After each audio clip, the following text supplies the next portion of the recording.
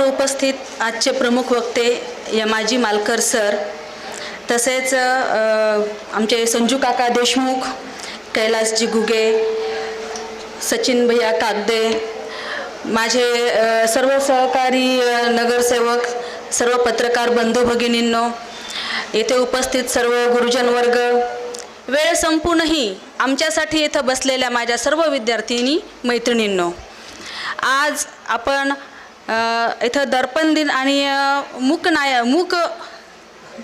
मूकनायक दिन साजरा करण्यासाठी आलेलो आहोत। तर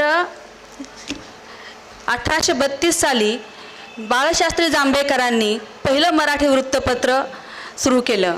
त्यामधून त्यांनी समाज प्रबोधन केले आणि त्यानंतर परमपूज्य डॉक्टर बाबासाहेब आंबेडकरांनी मूकनायक हे वृत्तपत्र सुरू केलं। हे फक्त वृत्तपत्रच नव्हतं, तर दबलेल्या